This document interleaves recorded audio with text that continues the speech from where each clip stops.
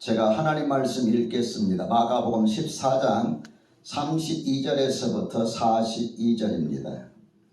그들이 겟세마네라 하는 곳에 이르매 예수께서 제자들에게 이르시되 내가 기도할 동안에 너희는 여기 앉아 있으라 하시고 베드로와 야고보와 요한을 데리고 가실새 심히 놀라시며 슬퍼하사 말씀하시되 내 마음이 심히 고민하여 죽게 되었으니 너희는 여기 머물러 깨어 있으라 하시고 조금 나아가사 땅에 엎드려 될 수 있는 대로 이때가 자기에게서 지나가기를 구하여 이르시되 아버지여 아버지께는 모든 것이 가능하오니 이 잔을 내게서 옮기시옵소서. 그러나 나의 원대로 마시옵고 아버지 원대로 하옵소서 하시고 돌아오사 제자들이 자는 것을 보시고 베드로에게 말씀하시되 시몬아 자느냐 내가 한 시간도 깨어 있을 수 없더냐.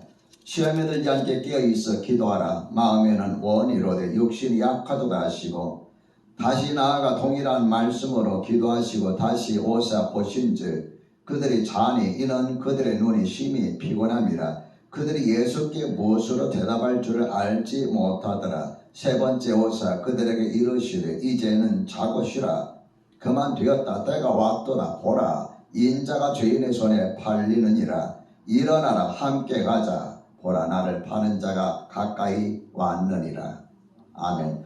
오늘 하나님께서 저와 여러분에게 주시는 말씀은 마가복음 14장 32절에서부터 42절입니다. 이 말씀을 통하여 나의 뜻대로인가 하나님의 뜻대로인가 나의 뜻대로인가 하나님의 뜻대로인가 이런 제목으로 말씀을 전하겠습니다.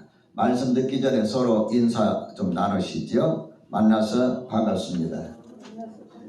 주님의 이름으로 축복합니다. 온라인에 올라오신 분들도 함께 인사에 동참하시기 바랍니다.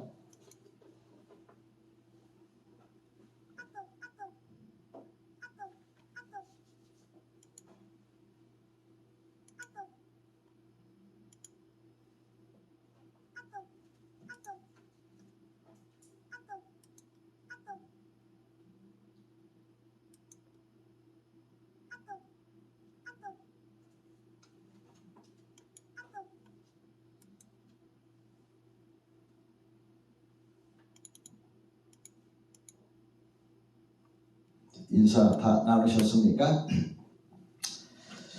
한 주간 살아가는 동안 여러분 주님의 은혜가 여러분과 여러분의 가정에 넘치기를 주의 이름으로 축원합니다. 특별히 내일부터 세 주 동안 기도할 때에 기도하는 기간 내내 여러분 가정에 하나님의 은혜가 넘치고 기도하는 것들이 이루어져가는 그런 일들을 경험하시기를 주님의 이름으로 축원합니다. 제가 마가복음을 설교하다 보니까 작정기도 내일 시작하는 날 주일 오늘 본문의 말씀과 맞물려 있는 것을 보게 됩니다. 오늘 본문의 말씀은 예수님께서 겟세마네 동산에서 제자들과 함께 밤새도록 기도하시는 그런 내용을 담고 있습니다.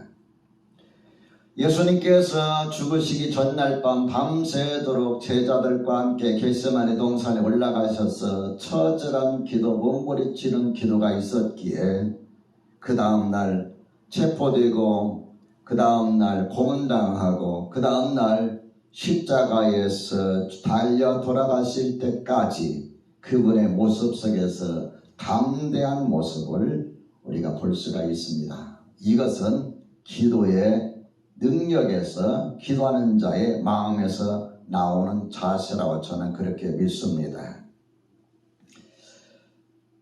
앞으로 세 주간 동안 여러분과 함께 기도할 때에 겟세마네 동산에 나가는 심정으로 함께 새벽에 6시에 깨어서 기도하시는 저와 여러분이 되시기를 주님의 이름으로 축원합니다. 오늘 본문의 말씀을 통하여서 하나님께서 우리에게 주시는 메시지는 세 가지입니다. 첫째로 마음이 힘들어질수록 기도해야 합니다. 마음이 힘들어질수록 기도해야 됩니다. 예수님께서 십자가에 달려 죽으시기 전에 제자들과 마지막 밤을 어떻게 보내셨지요? 다락방에 올라가셔서 유월절 만찬을 하십니다. 만찬이라야 뭐가 있겠습니까? 포도주와 떡이죠. 빵이죠. 예수님께서 빵을 나누시면서 이 빵은, 이 떡은 너희를 위해서 찢기는 나의 살이다. 포도주를 따라주시면서 이 포도주는 너희를 위해서 흘리는 나의 피다. 예수님 십자가의 죽음을 담아서 메시지를 전하고 그들과 함께 성찬식, 우리가 말하는 성찬식이죠. 마지막 식사를 하십니다. 식사하시면서 예수님께서 제자들과 함께 이런 말씀을 해요. 너희 중에 한 사람이 나를 팔게 될 것이다. 너희 중에 한 사람이 나를 팔게 될 것이다. 그때 제자들이 나는 아니지요? 나는 아니지요? 나는 아니지요? 예수님을 팔게 될 가룟유다도 주님 저는 아니지요? 같이. 그리고 나서 예수님께서 베드로를 바라보시면서 하신 말씀이 뭐냐 하면은 내가 닭 올리기 전에 3번 나를 모른다고 부인하게 될 것이다. 그런 일이 있고 나서 예수님께서 제자들과 함께 겟세마네 동산에서 올라가시게 되는데 요한복음 18장 2절에 보면 그것은 가끔 예수께서 제자들과 함께 모이는 곳이라 이렇게 기록하고 있습니다. 예루살렘 오실 때에 올라가실 때 가끔 그곳에 가셔서 모였다, 기도했다 그 이야기입니다. 오늘 본문의 34절 말씀을 같이 한번 읽어볼까요? 준비하시고 시작. 말씀하시되 내 마음이 심히 고민하여 죽게 되었으니 너희는 여기 머물러 깨어있으라 하시고 예수님께서 겟세마네 동산에 올라가셔서 기도하실 때 기도하시기 전에 그 마음의 상태가 어떤가 우리가 알 수가 있죠. 내 마음이 심히 고민하여 죽게 되었으니 33절에도 심히 놀라시며 슬퍼하사 이렇게 기록하고 있습니다.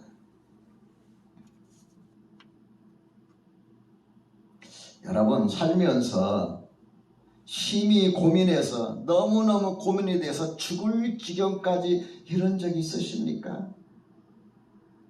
죽고 싶다가 아니라 살 길이 없는 그런 절망적인 상황에 혹시 도달해 본 적이 있으십니까?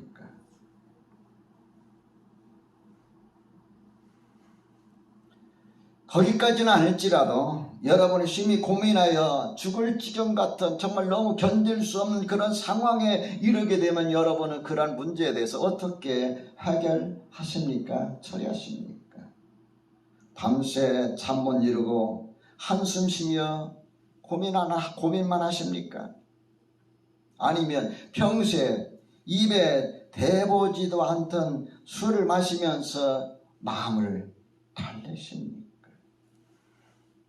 그것도 아니면 될 대로 되라지 하면서 그냥 체념을 해버리십니까?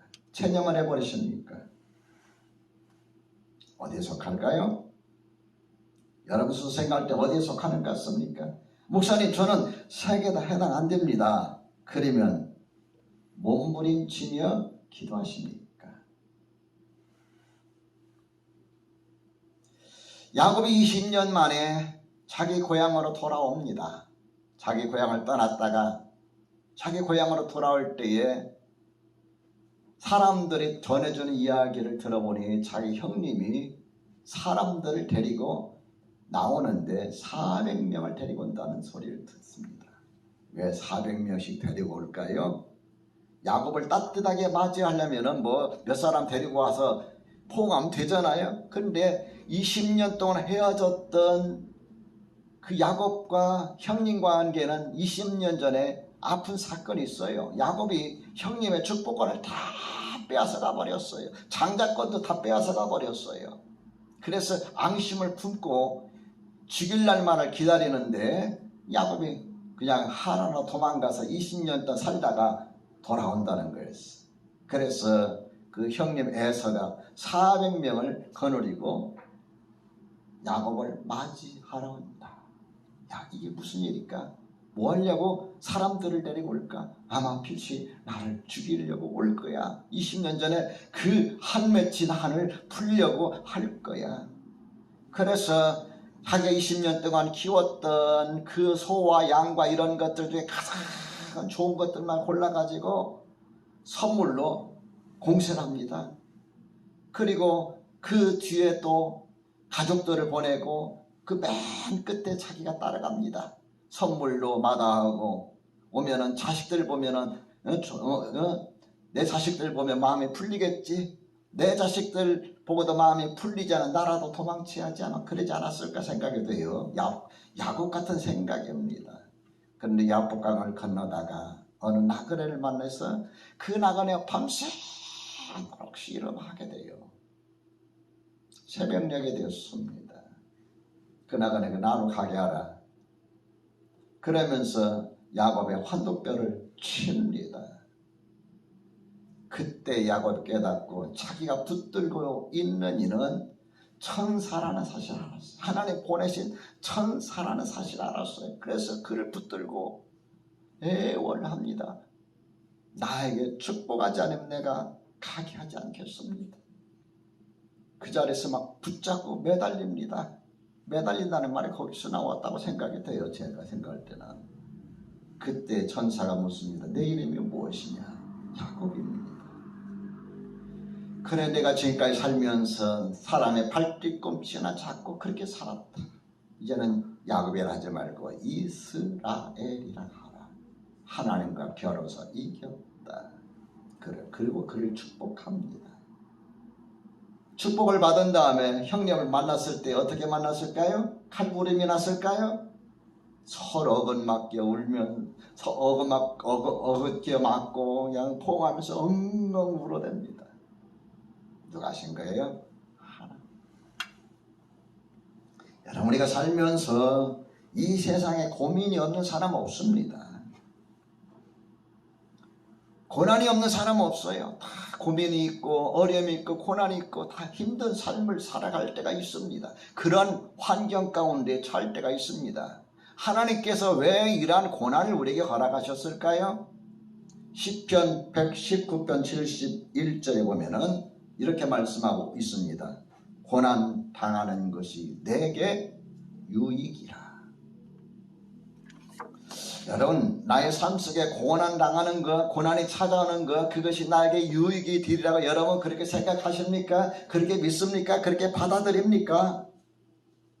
대개 보면 왜 이런 고난이 나에게 왔을까? 왜 나만 이런 고난 가운데 빠질까? 나는 왜 이렇게 힘들게 나를 왜 이렇게 죽을 지경까지 하나님이 몰아넣으실까? 이런 원망을 아마 하지 않을까 저는 그렇게 생각해 봅니다. 그런데 119편 기자는 고난당하는 것이 내게 유익이라고 말하면서 이로 말미암아 내가 주의 율례들을 배우게 되었나이다. 고난당하시 왜 유익하냐? 내가 이 고난을 통해서 하나님 말씀대로 사는 자가 얼마나큼 축복이고 하나님 말씀 따라 사는 것이 얼마큼 지혜인 것을 깨달았다. 그 이야기예요.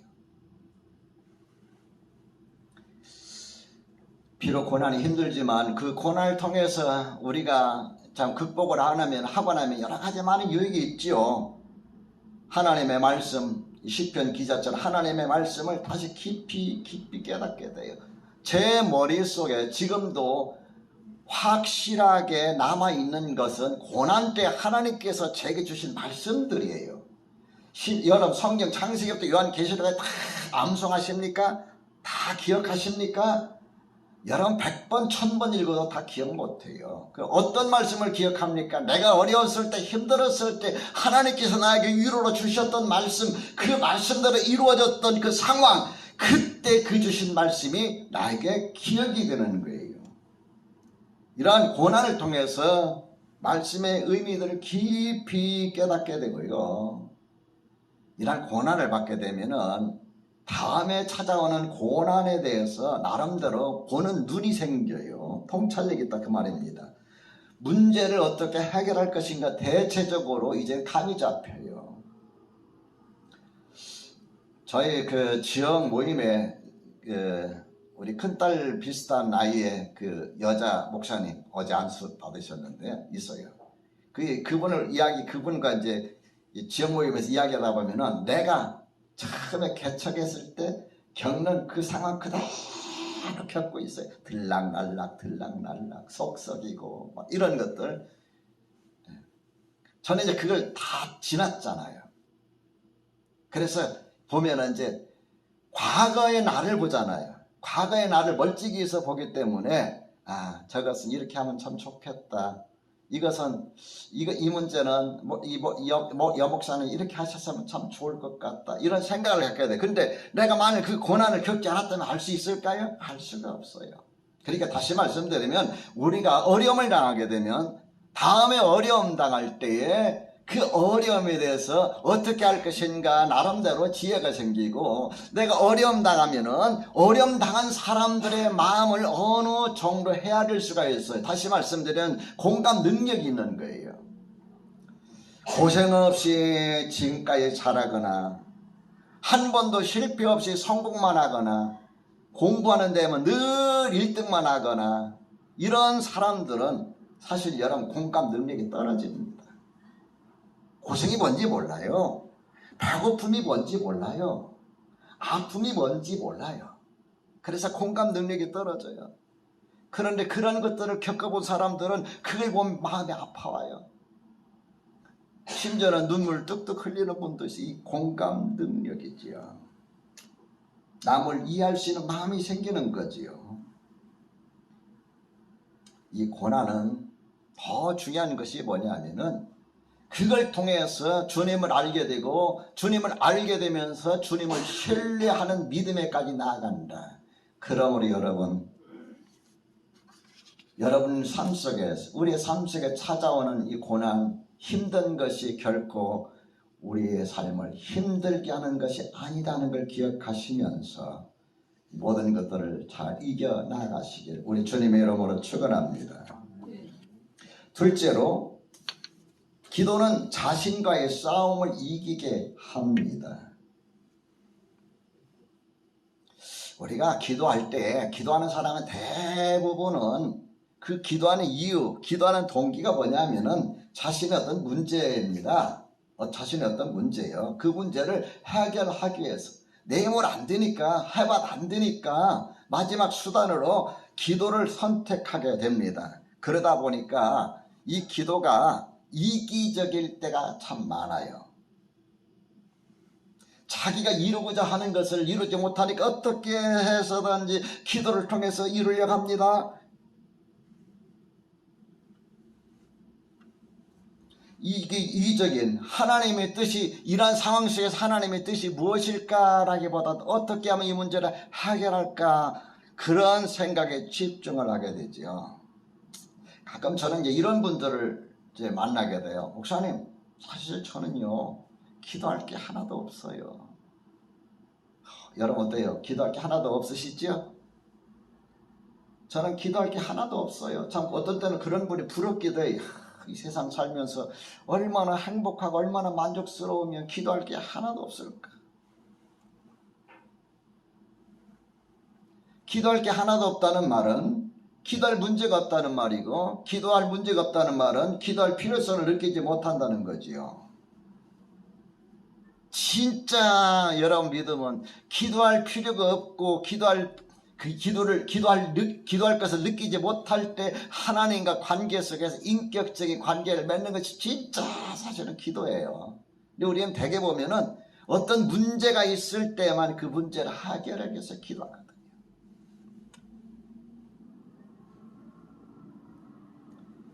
그러다가 기도해도 기대도 안 되면은 기도 응답이 안 된다고 이야기합니다. 내가 기도가 있는 것이 올바른지 올바르지 않은지보다도 기도하는 것이 안 이루어진다라고 말을 해요. 야고보서 4장 2절과 3절의 말씀 보면 이런 말씀이 있습니다. 너희가 얻지 못하면 구하지 아니하기 때문이요, 구하여도 받지 못하면 정욕으로 쓰려고 잘못 구함이라. 정욕으로 쓰려고, 기도의 목적이 뭐예요? 정욕으로서 잘못됐다. 기도의 동기가 잘못됐다는 말이에요. 기도의 동기가 잘못됐으니까 구하여도 응답이 되지 않는다. 여러분, 이제 우리가 이제 입시생 같은 경우는 이제 학교 다니면서 기도하잖아요. 하나님, 나 공부 잘하게 해주세요. 합격하게 해주세요.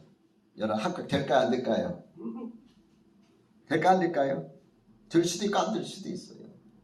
하나님 어떤 기도 들어주실까요? 1절 내내 한 달 내내 놀고 시험 막판에 가서 하나님 앞에 작전 기도한다? 안 들어주셔요. 평소에 내가 최선을 다했는데 내 능력과 내 노력이 더 이상 어떻게 할 수 없어. 하나님 도와주세요 할 때 하나님께서 감동하시고 그 사람에게 도움을 주시는 거지.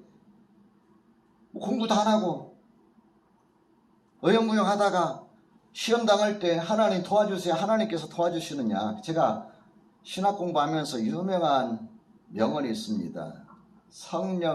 성령님도 시험에는 떤다. 성령님도 시험에는 떤다. 무슨 말일까요? 여러분, 신학생들이 기도 안 하는 신학생도 있을까요? 근데 기도하는 신학생 다 기도해. 근데 보면은 가끔 가다 보면은 관악하는 사람이 있어요. 네? 낙제점을 받는 사람이 있어요. 이런 사람 기도 굉장히 많이 해요. 근데 특징이 뭐냐면 기도를 공부를 안 해요. 오로지 기도만. 자기의 의무를 포기하는 거예요. 최선을 다 했는데 나는 IQ가 99밖에 안 돼. 더 이상 방법이 없어. 하나님 제발 좀 도와주세요 할 때 하나님께서 그 사람이 넘어설 수 있도록 도와주시는 거예요.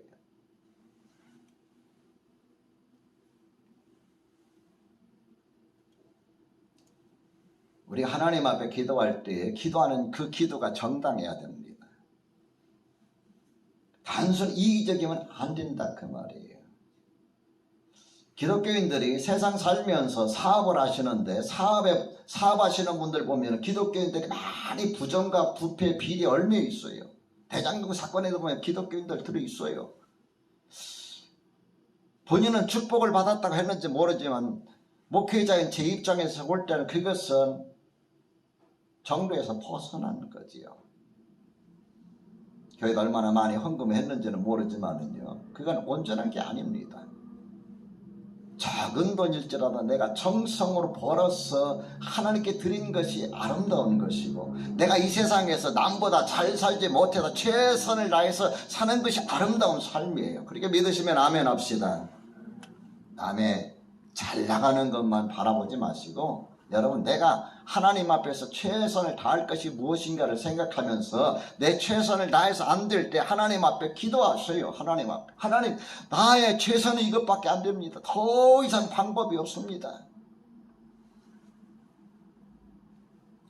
예수님께서 겟세마네 동산에서 올라가서 밤새도록 기도할 때 그 기도의 내용이 무엇이었을까요? 자, 36절 말씀을 같이 한번 읽어봅시다. 이르시되 시작. 아버지여, 아버지께는 모든 것이 가능하오니 이 잔을 내게서 옮기시옵소서. 그러나 나의 원대로 마시옵고 아버지 원대로 하옵소서 하시고.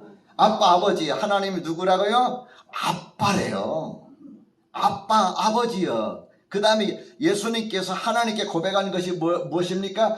이 모든 것이 가능하오니, 하나님 모든 것이 가능합니다 라는 고백과 함께 무엇을 말씀하고 있느냐 하면은, 이 잔을 내게서 옮기시옵소서. 그러나 나의 원대로 마시옵고 아버지의 원대로 하옵소서. 나의 원대로.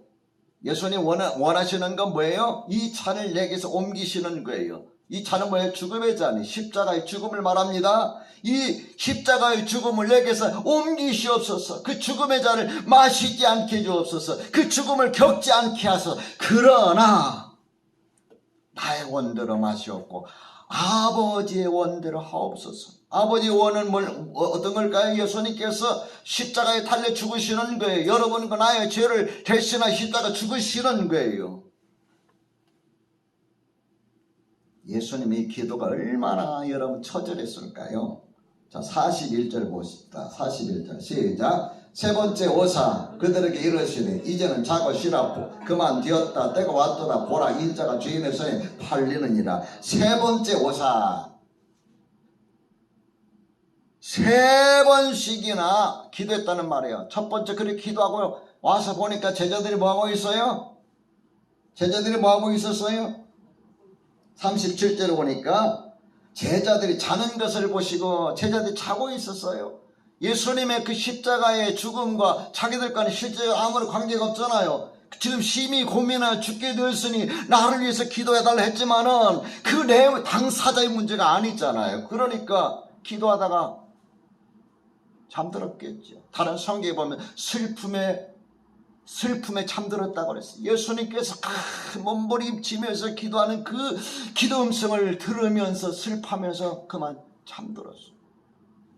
예수님께서 시몬아 자느냐 내가 1시간 더 깨어있을 수 없더냐 시험에 들지 않게 깨어있어 기도하라 마음에는 원이로도 육신이 약하도다 하시고 나서 또다시 나가서 동일한 말씀으로 기도하시고 한참 동안 얼마나 기도했는지 모르지만 기도하시고 와보니까 또 제자들이 자고 있어요. 또 깨웠습니다. 그리고 또 나가서 기도했어요. 무려 그 기도를 3번씩이나 기도했다는 것이에요.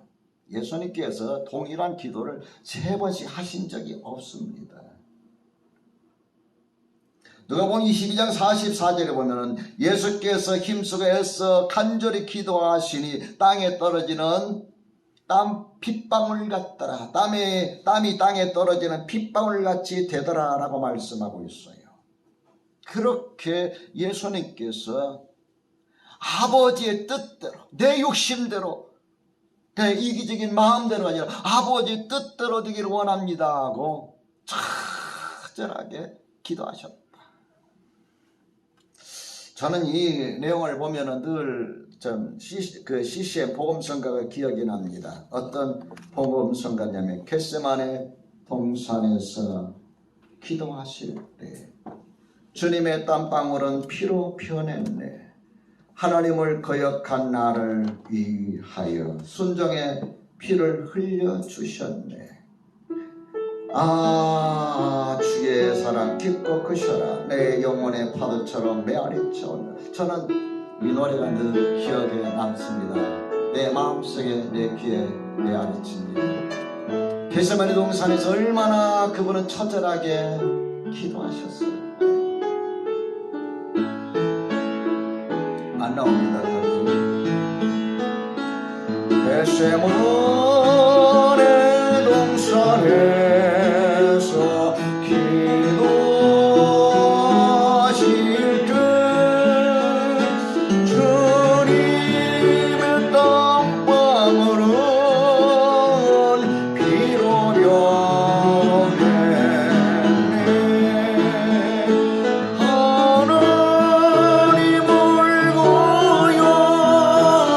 거역한 나를 위하여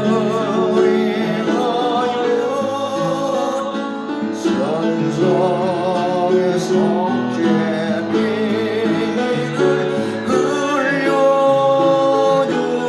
흘려주셨네.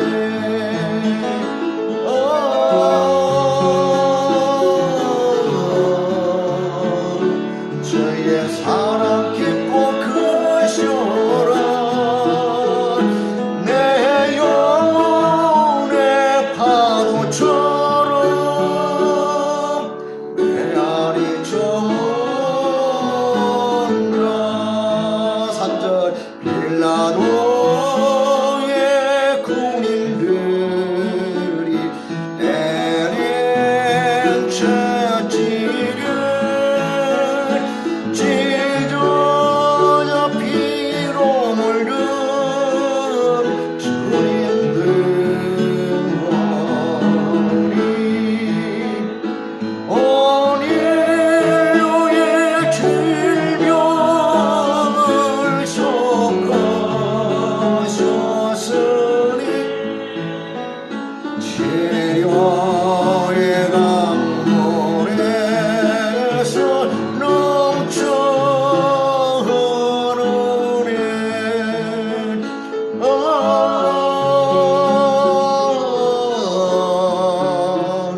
주의 사랑 깊고 크셔라.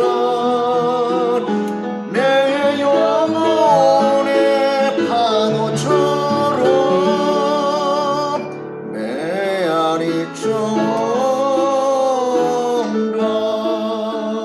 겟세마네 동산에서 예수님이 기도하실 때 그 기도는 어찌 보면은 자신과의 싸움입니다. 예수님께서 이 땅에 오셨습니까? 저희 백성을 죄에서 건지시기 위해서 죄에서 그랬어요. 목적이 이 땅에 우리를 죄에서 건지시기 위해서. 다시 말씀드리면 여러분과 나를 죄에서 건지시기 위하여 십자가에 달려 죽으시기 위하여 오신 겁니다. 그럼에도 불구하고 겟세마네 동산에서 그렇게 처절하게 눈물을 흘리면서 기도하셨던 것은 어찌 보면 자기 자신과의 싸움이에요. 아버지, 할 수만 있으면 이 차를 내게서 옮기시옵소서. 그러나 나의 원대로 마시옵고 아버지 원대로 하옵소서. 이 세상에서 가장 큰 승리는 어떤 승리일까요? 사람과의 다툼, 사람과의 싸움, 이걸까요? 영적인 면에서 사탄과의 싸움, 이걸까요? 그보다 더 위대하고 힘든 싸움은 자기 자신과의 싸움입니다. 하나님 앞에서 하나님의 뜻을 찾으면서 몸부림치며 기도할 때에 그렇게 기도하는 자가 자기 자신과의 싸움에서 이겨나갈 수가 있는 걸 기억하시기 바랍니다. 자기 자신과의 싸움에서 이기게 될 때에 세상과의 싸움도 이길 수 있어요. 유혹도 얼마든지 떨쳐나갈 수가 있어요. 영적인 싸움에서 사탄과의 싸움이 얼마든지 이겨나갈 수가 있어요. 기도를 통해서 여러분과 제가 이와 같이 늘 승리하는 승리자가 되시기를 주의 이름으로 축원합니다. 셋째로, 기도는 시험을 극복하게 하는 능력이 있습니다. 우리 37절과 38절 말씀을 함께 볼까요?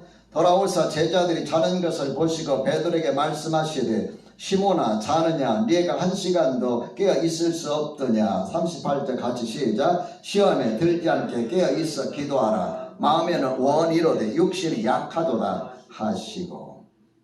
37절에 잠자고 있던 시몬에게 하신 말씀이지요. 시몬아 자느냐 네가 한 시간도 깨어 있을 수 없더냐. 시몬아, 거기에다 여러분 이름을 넣어보세요. 아무개야 네가 한 시간도 깨어 있을 수 없더냐. 38절의 말씀, 시몬에게 뿐만 아니라 제자들 뿐만 아니라 우리에게 주신 말씀이에요. 시험에 들지 않게 깨어 있어 기도하라. 마음에는 원이로되 육신이 약하도다. 저는 이 말씀 읽으면서 두 가지 사실을 깨닫습니다. 한 가지는 시험에 들지 않으려면, 다시 말씀드리면 시험에 빠지지 않으려면 어떻게 해야 되느냐? 깨어 있어 기도해야 한다는 사실입니다. 저도 제 자신의 모습을 이렇게 돌이켜보면, 과거를 돌이켜보면 내가 언제 연약해져서 마음에 시험이 찾아왔느냐? 기도가 약할 때입니다. 낙심이 되어서 더 이상 앞이 보이지 않고 목회의 장래가 보이지 않고 갈수록 어려움 당하고, 하나님께서 나를 버리시지 않으셨을까? 나는 정말 하나님 부름받은 목회자일까? 이런 생각이 막 몰려올 때에 저도 인간인지라 기도하기를 때로는 포기할 때가 있어요. 기도가 안 돼요. 그때 찾아오는 것이 시험이에요. 38점을 통해서 또 한 가지 깨달을 수 있는 것은 육신의 약함이 핑계거리가 되면 안 된다 하는 겁니다. 몸이 아프다는 이유로, 삶이 바쁘다는 이유로, 시간이 없다는 이유로 기도하지 않게 되면 더 큰 어려움 닥칠 때 그 어려움을 이겨낼 힘이 없습니다.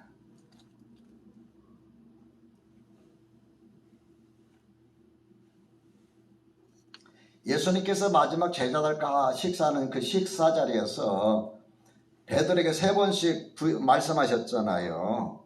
네가 다 굴기 전에 내가 3번 나를 부인하리라 할 때에 마가복음 14장 29절에 보면은 뭐라고 이야기합니까? 다 버릴지라도 나는 그리하지 않겠습니다. 나 그렇게 안 하겠습니다.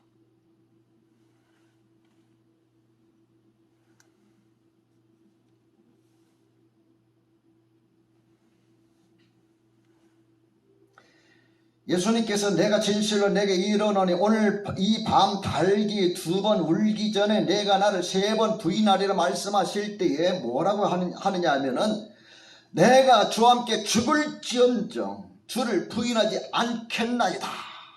얼마나 여러분이 결 위에 가득 찬 말입니까? 내가 주와 함께 죽을지언정 주를 부인하지 않겠나이다. 근데 여러분 어떻게 됐어요? 베드로가 부인하지 않았습니까? 3번씩 주님을 모른다고 부인했어. 누가 보면은 주께서 베드로를 뒤돌아보시니 베드로가 슬퍼서 밖에 나서 울었다고 했어요. 무엇에 실패한 겁니까? 기도에 실패한 거예요. 정말 하나님 앞에서 하나님의 뜻을 깨닫고 기도하는 자가 위기를 당할 때 그 위기를 담대하게 맞이할 수 있고 그 위기를 뛰어넘을 수가 있습니다. 예수님께서 새벽에 되어서 체포되십니다. 그리고 이제 또 신문을 당하십니다. 신문 당하시고 나서 십자가를 지고 가십니다. 많은 사람들이 뒤를 쫓아오면서 웁니다. 예수님께서 그들 향해서 뭐라고 말씀하신지 아십니까? 나를 위하여 울지 말고 너희와 너희 자녀를 위하여 울라. 그 여유가 어디서 나왔을까요? 십자가에 달리셨습니다. 많은 사람들이 뭐 조롱을 하고 네가 하나님의 아들에 뛰어내리라 막 이렇게 야유를 보냅니다. 그들 향해서 주님께서 뭐라고 말씀하십니까? 아버지, 저들의 죄를 용서하여 주옵소서. 자기들이 도대체 무엇을 하는지 알지 못하고 있습니다. 정말 하나님 앞에서 하나님의 뜻을 깨닫고 기도하는 자가 갖는 마음의 자세입니다. 기도는 자신과의 싸움에서 이기게 하고 나의 뜻이 아닌 하나님의 뜻을 향해서 나아가며 그 뜻대로 살아갈 수 있는 힘과 용기를 주신다는 걸 잊지 마시고 하나님 앞에 늘 기도로 살아가시기를 우리 주님의 이름으로 축원합니다.